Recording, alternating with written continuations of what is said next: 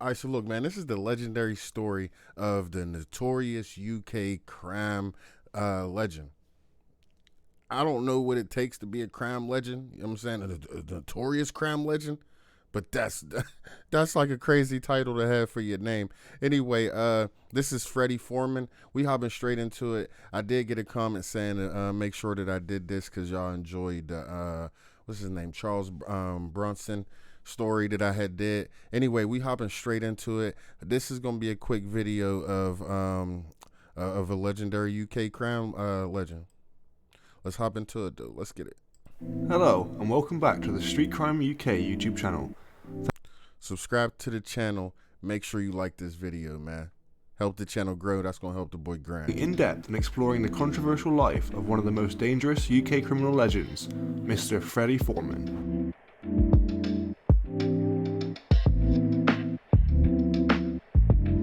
Freddie Foreman was born and bred in East Side London at 22 Sheepcote Lane in a terraced 2 up and 2 down torn and tattered house. Born to an Irish cab driver who worked tirelessly to make ends meet, Foreman grew up alongside boys from the neighbouring Irish households. The entire neighbourhood resembled a torn down impoverished farm, with little to exaggerate. There were horses, chickens and plenty of pesky rats, as Freddie vividly recounts. This makes Mr. Foreman's case one parallel to the slumdog millionaire, from rags to riches.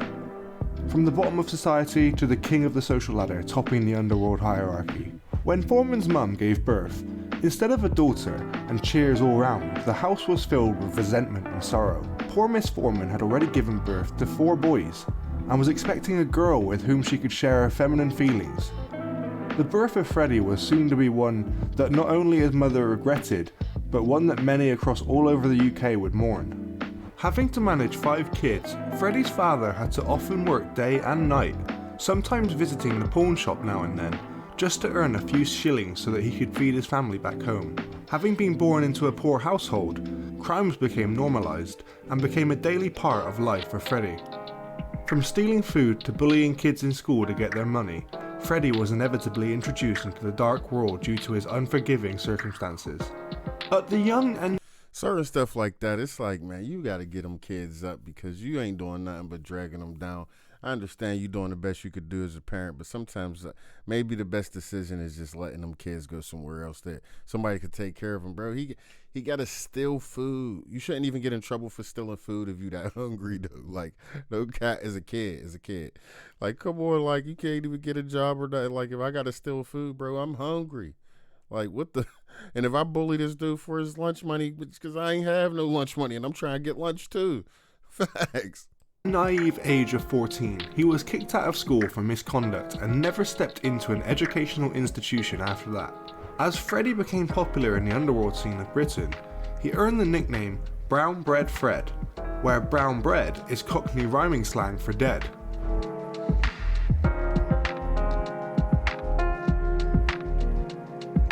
On the 3rd of September 1939, France and the United Kingdom retaliated to Germany's invasion of Poland with an ultimatum to Germany to cease military operations. After the ultimatum was ignored, France and Britain declared war on Germany, with shelling and air raids bombarding the area Freddie resided in. 2 of Freddie's older brothers were sailors in the Royal Navy, and they were whipped up from their homes onto the front line within hours of the declaration of war. This soon turned out to be the key event that shaped the fairly innocent Freddie into a notorious criminal feared by young and old. Freddie was sent away to evacuate safely.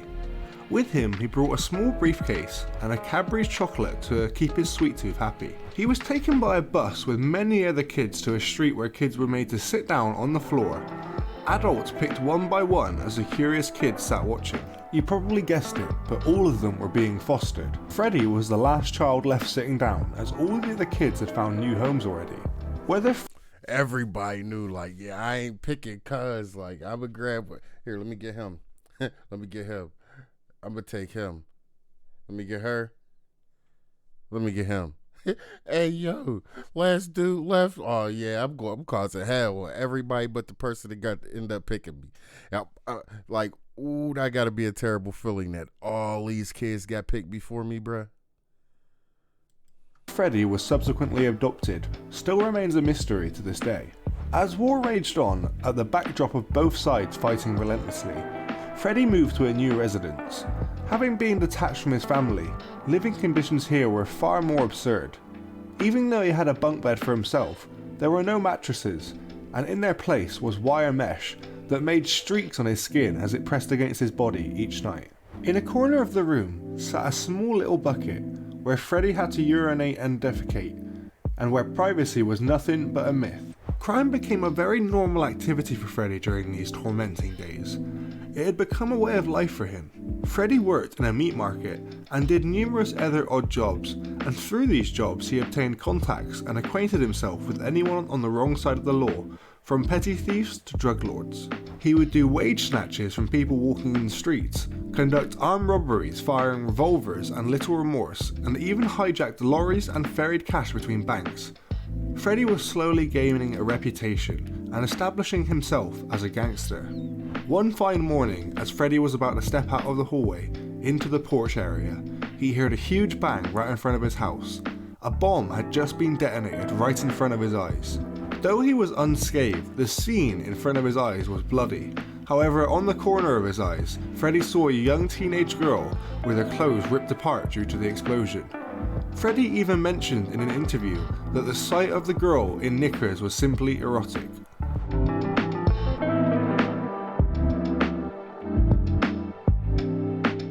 Despite the visible lust for women, Freddie was a faithful gentleman who married Maureen at a young age and committed himself to earn money to manage the household of two. Two soon became three, as they welcomed Jamie Foreman, an English actor best known for his role as Bill Sikes in Roman Polanski's Oliver Twist, as their only son.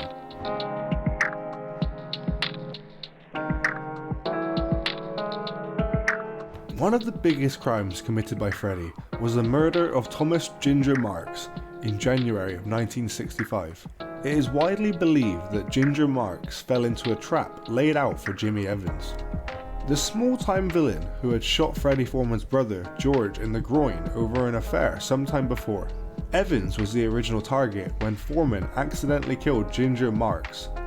Shockingly, the body of Ginger Marx has never been found and is assured to have been buried in the depths of the English Channel, beyond. So how you put the body on him if the body never even been found? Y'all just trying to put two and two together? New Haven. The murder remained one of the greatest London underworld mysteries, till Freddie owned up to the actions after his court acquittal through an autobiography in the late 90s. According to Freddie, yeah, hey boy admitted to it. I mean, but even though you admitted to it, dude still could be lying, even though we know he ain't lying. But Foreman's recount of events, Marx misheard the call and thought it was him that was being beckoned. Jimmy Evans hid behind Marx and used his body as a shield to dodge the bullets fired by Freddie, and hid himself under a vehicle, sacrificing and assuming Ginger Marx for his selfish crimes.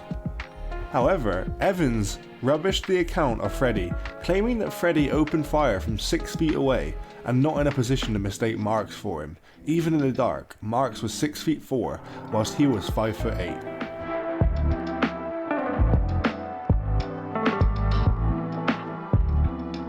Freddie Foreman also had links to the notorious Kray twins, Reggie and Ronnie Kray.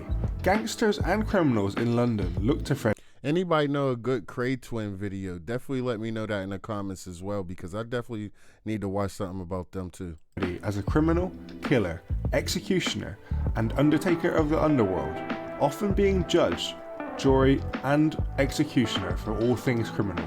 Many who study these criminal activities in pre-urban London are more often than not baffled at why a thief with such social skills and business skills like Freddie would associate with these brainless gangster twins.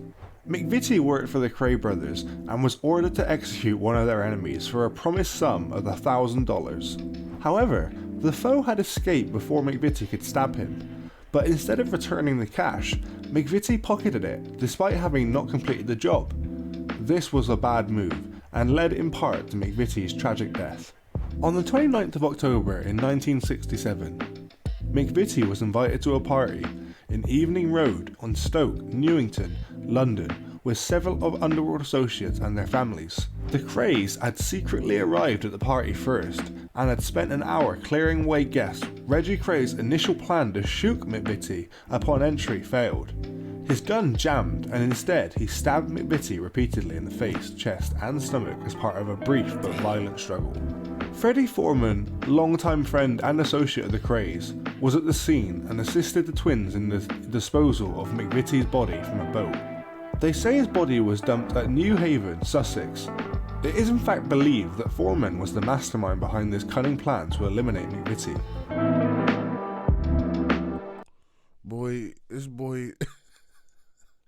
This boy tried to run. This boy got over on the Kray twins for $1,000 when you ain't even complete what you was supposed to complete, and Foreman done put your ass in a booby trap, bruh. Then dumped your body, and they still ain't found you, bro. Everybody they say Foreman killed ain't even found.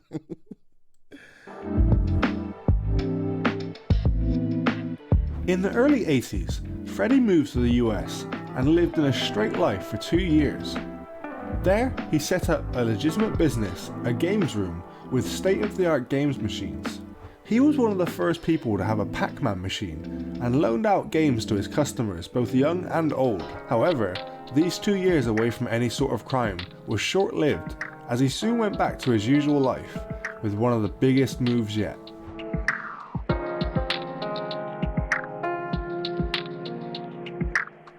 In 1983, soon after his return from America, Freddie was involved in the Shoreditch Security Express robbery, dubbed the largest cash heist in the history of the UK.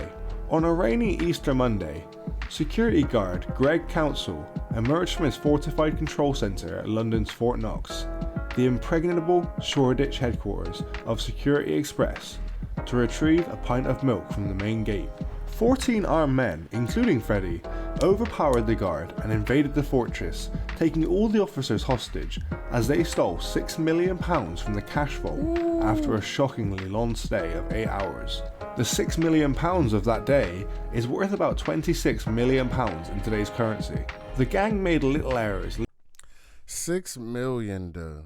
Like, and you said he ran up in there with what, 14 people? Like, that's just too much to split. 6 million divided by 14, it's 428,000. 428,000. Would you do a heist, like a real heist, with hostage situation and all of that for 400,000? I don't know, G. Real rap, I can do a lot with 400 racks. Facts. Leaving no clues whatsoever, from fingerprints to tire marks. They even targeted and stole fresh, untraceable banknotes, avoiding the ones with traceable codes. As such, due to a lack of evidence, Freddie was not arrested, and surprisingly, not even suspected at the early stages. Thus, Freddie moved with his family to southern Spain's Golden Mile. There, at Marbella, on the Costa del... You know how smart you gotta be to not take any trace bills, only new printed bills that they can't trace? Whoever thought of that was a genius. Sol, he brought a nightclub, a social club, and a penthouse apartment to rent. This is all precisely where Freddie made one wrong move that sent him to 9 years in jail. Others who were a part of the gang also brought penthouses in the same apartment block, following which Freddie's house purchase was highly scrutinised. Just before the robbery, Freddie didn't even have sufficient cash to pay for his house rent in the suburbs, and the fact that such a person could go on a luxurious family holiday and buy expensive properties was particularly perturbing. Despite Spain's non-extradition laws, Spanish police kidnapped him and put him on a flight back to England at the tail end of the 80s, where he was soon put behind bars.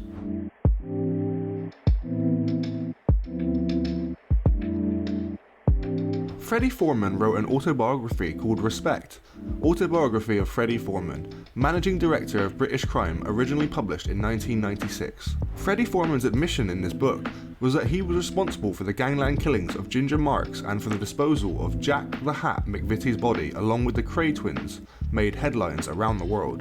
To Britain's crime underworld, Freddie Foreman is the godfather.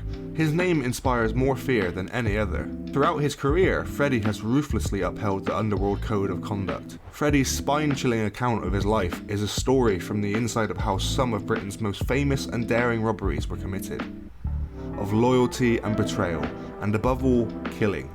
Few gangsters have been as articulate in documenting their trade or understanding the importance of their actions. Before we leave, if you ever happen to spot the 83-year-old walking along the streets of London, don't get fooled by his age, as age is merely a number for this godfather. He's still as hard as he ever was. Thank you all for watching, and please don't forget to subscribe if you want. I feel like that could have been, I feel like that was like just real brief. Like there's probably like some way crazier, gramier stories about him, because I don't know how that made him a legend. The bro only caught, I mean, I ain't gonna say only, but he only claimed responsibility for really one murder and then one accessory after the fact. So I mean, I guess you could say one murder and one, yeah, well, you could just say two murders. He was only responsible for two murders. He like a petty thief. Maybe it was just the fear factor, the fact that he had a lot of people in fear and did a lot of robberies and stuff like that, that he was a legend. Or maybe because he actually got away for some time with $6 million in a heist. So I mean, I can see why he kind of like, you know, a legend, but there gotta be some type of crazy or grimier stories that have people really that in fear of him. But anyway, it was definitely a good story, good storyline. Shout out to Street Crime UK. Yeah, we about to hop into some more. Make sure that you put in the comments any other mob bosses, gangsters, anything like that that you want to see me react to. Put that in the comments. I'm gonna hop straight into them, man. Make sure you subscribe and like this video. GoHammTV.